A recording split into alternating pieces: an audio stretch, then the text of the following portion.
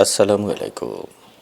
আজ 15 ডিসেম্বর 2024 খ্রিস্টাব্দ, পহেলা পৌষ 1431 বঙ্গাব্দ, 12 জামাদিউস-সানি 1446 হিজরি, রবিবার। সংবাদ পাঠ করছি মনির হোসেন কামাল। প্রথমেই শুনবেন সংবাদ শিরোনাম। বঞ্চিত 764 জন সাবেক কর্মকর্তা পাবেন পদমর্যাদা ও আর্থিক সুবিধা। আমতলীতে বাস দুর্ঘটনায় একজনের মৃত্যু। প্রেমিককে ভিডিও কলে রেখে ছাত্রীর আত্মহত্যা। সুন্দরবন রক্ষা ও পরিবেশ দূষণ বন্ধে বরগুনায় শিক্ষণ ও অভিজ্ঞতা বিনিময় সভা। বরগুনায় আজ ক্লাব ডি রানার্সের 8ম প্রতিষ্ঠাবার্ষিকী পালিত হয়েছে। মাইকিংয়ের রেকর্ড করা হয় লোকবেতারে। শুনলেন সংবাদ শিরোনাম, এবার বিস্তারিত। গত 15 বছরে জনপ্রশাসনে বঞ্চিত 764 জন সাবেক কর্মকর্তাকে পদমর্যাদা ও আর্থিক সুবিধা দেয়া হবে। উপসচিব থেকে সচিব পর্যন্ত বিভিন্ন স্তরে এসব কর্মকর্তাকে ভূতাপেক্ষ পদোন্নতির সুপারিশ করেছিল অন্তর্বর্তী সরকার গঠিত কমিটি। গত মঙ্গলবার জনপ্রশাসনে পদোন্নতি বঞ্চিত অবসরপ্রাপ্ত কর্মকর্তাদের আবেদন পর্যালোচনা কমিটি তাদের প্রতিবেদন প্রধান উপদেষ্টা ডক্টর মোহাম্মদ ইউনূসের কাছে জমা দিয়েছে।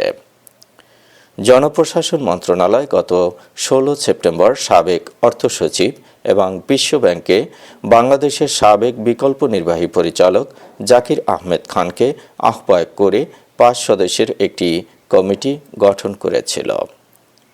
2009 সাল থেকে গত 4 আগস্ট পর্যন্ত সময়ে সরকারি চাকরিতে নানাভাবে বঞ্চনার শিকার এবং এ সময়ের মধ্যে অবসরে যাওয়া কর্মকর্তাদের আবেদন পর্যালোচনা করে সুপারিশ প্রণয়নের জন্য এ কমিটি গঠন করা হয়।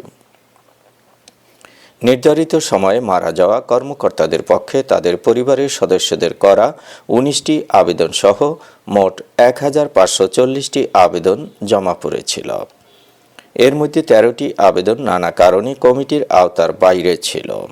ফলে কমিটি বাকি 1527টি আবেদন যাচাই বাছাই করে সুপারিশ তৈরি করেছে।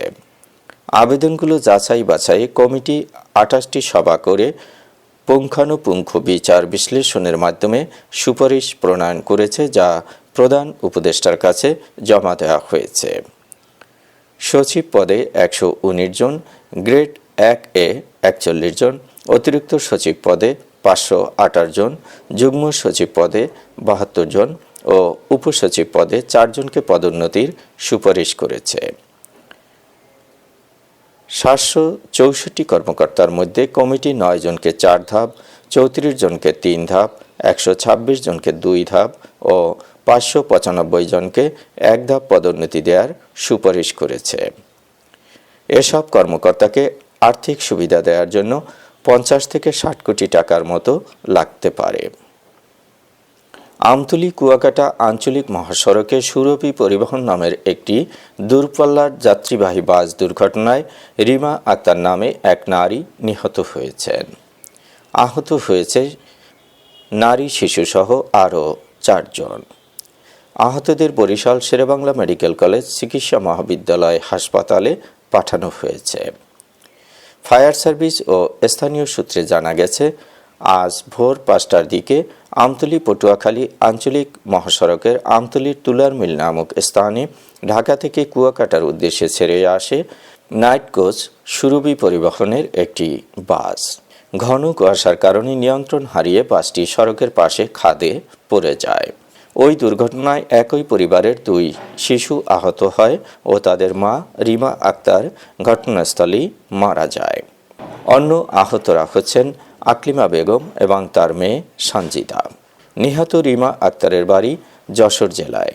তার স্বামী মামুনুর রশিদ একটি গার্মেন্টসে চাকরি করার সুবাদে ঢাকার সাভারে পরিবারসহ বসবাস করতেন।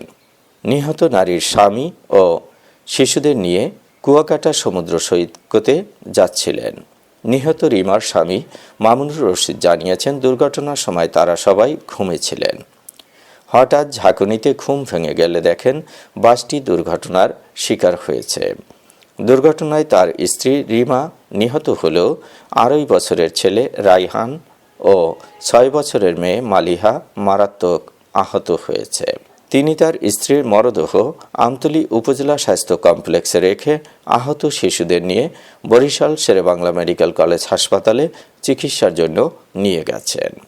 Amtali fire service station in charge Mohammad Hanif জানিয়েছেন, ভোররাতে কুয়াকাটাগামী সুরভি পরিবহন দুর্ঘটনার শিকার হয়।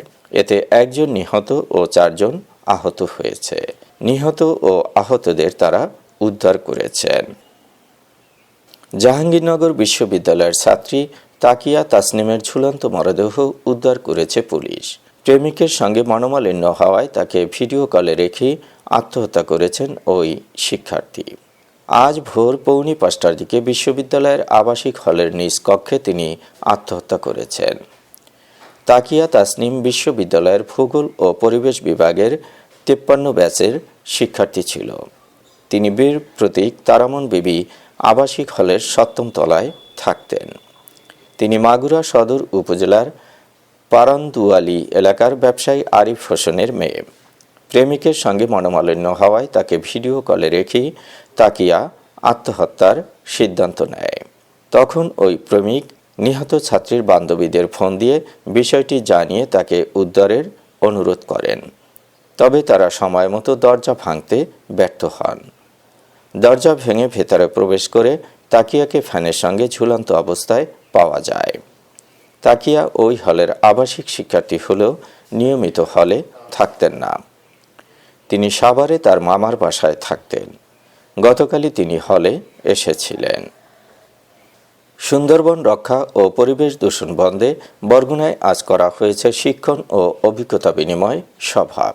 বাংলাদেশে সুন্দরবন ম্যানগ্রোভ বন ও তার সংলগ্ন অঞ্চলসমূহের দূষণ কমানো এবং বাস্তুসংস্থান উন্নয়ন প্রকল্পের অধীনে এ সভাটি করা হয়। বরগুনা প্রেস ক্লাবে আয়োজিত সভায় সভাপতিত্ব করেন রূপান্তর বরগুনা অঞ্চলের সমন্বয়ক মোহাম্মদ খলিলুর রহমান। শুভেচ্ছা বক্তব্য রাখেন সুন্দরবন প্রকল্পের সমন্বয়ক অনুপ রায়। লোকবেতারের পরিচালক মনির হোসেন কামালের সঞ্চালনায় সভায় আলোচনা করেন নাগরিক প্ল্যাটফর্মের আহ্বায়ক চিত্তরঞ্জন শীল, বরগুনা প্রেস ক্লাবের সাবেক সভাপতি জাকির হোসেন মিরাজ, পর্যটন উদ্যোক্তা ফোরামের সভাপতি সোহেল হাফিজ, হিন্দু বৌদ্ধ খ্রিস্টান ঐক্য পরিষদের সভাপতি গৌরঙ্গ শিকদার শিবু, গৌরীচন্না ইউনিয়ন পরিষদের মেম্বার মোসাম্মদ মাকসুদা, শুকতারা মহিলা সমিতির নির্বাহী পরিচালক কাজল রানী দাস, ডিকেপি মাধ্যমিক বিদ্যালয়ের শিক্ষক হাসান মাহমুদ, হাজারবিঘা সরকারি প্রাথমিক বিদ্যালয়ের শিক্ষক মাকসুদা বিথি, পর্যটন উদ্যোক্তা আতিকুর রহমান, মৎস্যজীবী আরিফুল ইসলাম, মধু সংগ্রহকারী জাহিদুল ইসলাম, ইয়েস গ্রুপের টিম লিডার মোহাম্মদ শফিক, সোনালী স্বপ্ন যুব ক্লাবের সভাপতি মোহাম্মদ সালমান, বিডিকে লেনের উপজেলা টিম লিডার সাইফুল ইসলাম অর্ণব, সুন্দরবন যুব ফোরামের সদস্য আবদুল্লাহ ও লাবনী আক্তার। সভায় বরগুনা পৌরসভার বজ্র শোধনাগার চালু করতে পৌর কর্তৃপক্ষের সঙ্গে অ্যাডভোকেসি এবং নৌযানের প্লাস্টিক সহ দূষণীয় পণ্য সংরক্ষণ ও সচেতনতা সৃষ্টিতে মতবিনিময় সভা করার সিদ্ধান্ত হয়েছে। বরগুনায় আজ ক্লাব ডি রানার্সের 8ম প্রতিষ্ঠাবার্ষিকী পালিত হয়েছে। সকালে শরীর চর্চা শেষে র্যালি ও কেক কাটার মধ্য দিয়ে প্রতিষ্ঠাবার্ষিকী পালন করা হয়।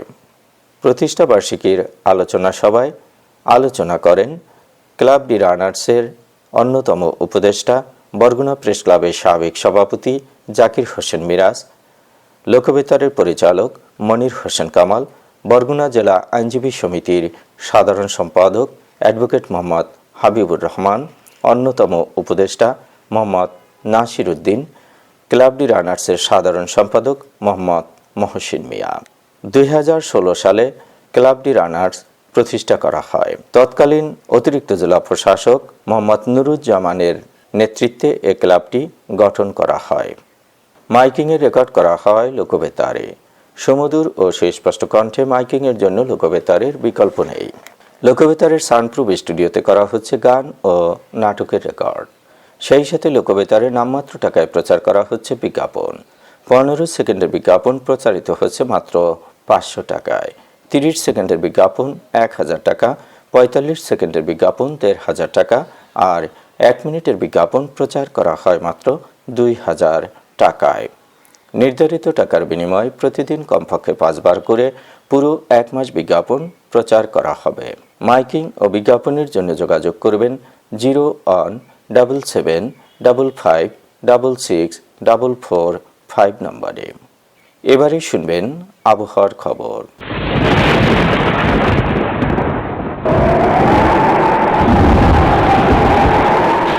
স্বাভাবিক লঘুচাপ দক্ষিণ বঙ্গোপসাগরে অবস্থান করছে।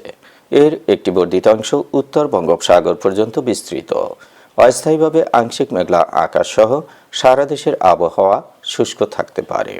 শেষ রাত থেকে ভোর পর্যন্ত সারা দেশের কোথাও কোথাও হালকা থেকে মাঝারি ধরনের কুয়াশা পড়তে পারে। সারা দেশে রাতের তাপমাত্রা সামান্য হ্রাস পেতে পারে এবং দিনের তাপমাত্রা প্রায় অপরিবর্তিত থাকতে পারে। আজ দেশের সর্বোচ্চ তাপমাত্রা ছিল টেকনাফে 30.1 ডিগ্রি সেলসিয়াস এবং সর্বনিম্ন তাপমাত্রা ছিল তেঁতুলিয়ায় 9.3 ডিগ্রি সেলসিয়াস। বরগুনার সর্বোচ্চ তাপমাত্রা 26.2 ডিগ্রি সেলসিয়াস, সর্বনিম্ন 12.5 ডিগ্রি সেলসিয়াস। আগামীকাল সূর্যোদয় হবে ভোর 6:35। সংবাদ শেষ করার আগে শিরোনামগুলো আবার পড়ছি। বঞ্চিত 764 জন সাবেক কর্মকর্তা পাবেন পদমর্যাদা ও আর্থিক সুবিধা। আমতলীতে বাস দুর্ঘটনায় একজনের মৃত্যু। প্রেমিককে ভিডিও কলে রেখে ছাত্রীর আত্মহত্যা। সুন্দরবন রক্ষা ও পরিবেশ দূষণ বন্ধে বরগুনায় শিক্ষণ ও অভিজ্ঞতা বিনিময় সভা। বরগুনায় আজ ক্লাব ডি রানার্সের 8ম প্রতিষ্ঠাবার্ষিকী পালিত হয়েছে। মাইকিংয়ের রেকর্ড করা হয় লোকবেতারে। সংবাদ শেষ করার আগে জানিয়ে দিচ্ছি লোকবেতারে সংবাদ জানানোর মোবাইল নম্বর। আপনার এলাকার গুরুত্বপূর্ণ সংবাদ জানাতে ফোন করুন 0-17755664445 নম্বরে। আর লোকবেতারের সাথে যুক্ত হয়ে গান শুনতে চাইলে SMS করুন 01782973478 নম্বরে। মোবাইল করবেন 01959438545 নম্বরে। বিশ্বের সব জায়গা থেকেই শুনতে পারবেন লোকবেতার। লোকবেতার fm.org ওয়েবসাইটের মাধ্যমে শুনুন সরাসরি অনুষ্ঠান। সংবাদ পাঠ এখানেই শেষ করছি।